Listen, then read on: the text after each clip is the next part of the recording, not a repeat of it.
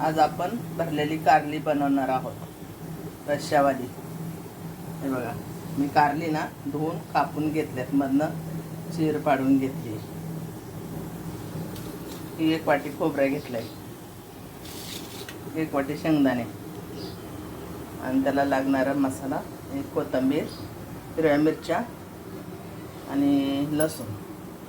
आता आपण हे शेंगदाणे आणि खोबरे आणि हिरव्या मिरच्या भाजून घेणार आहोत। भाजून घेतल्यानंतर मसाला केल्यानंतर तुम्हाला दावते परत। हे बघा, आता शेंगदाणा, खोबरं, मिरची, लसूण सगळं भाजून घेतले।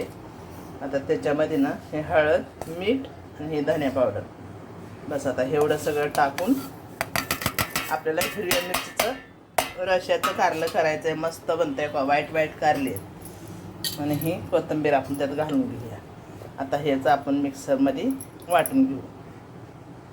हे बघा, आता हे आपला मसाला वाटला आहे। आपण हे कारल्यात भरून कारली टाकू शिजायला।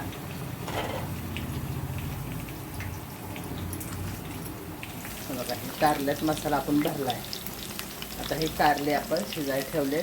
आता हे शिजल्यानंतर मी तुम्हाला दावते। आता ह्याला मसाला भरून ठेवला आहे ना, हे असंच आहे ना, थोडं तेलात परतवायचं आणि झाकून आणि नंतर बघा तुम्हाला दाखवते शिजल्यावर। हो का, आपलं आता कारलं किती मस्त शिजलंय, किती मस्त हिरवीगार तरी आली त्याच्यावर।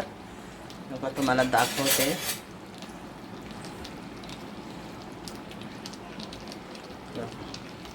असं हिरवं हिरवं तेल सुटलंय, किती छान दिसतात बघा।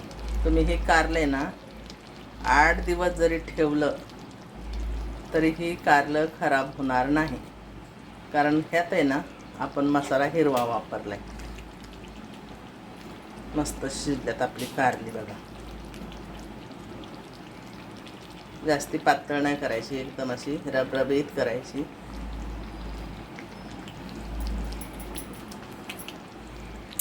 तुम्हाला आवडलं तर मला लाईक करा, शेअर करा। धन्यवाद।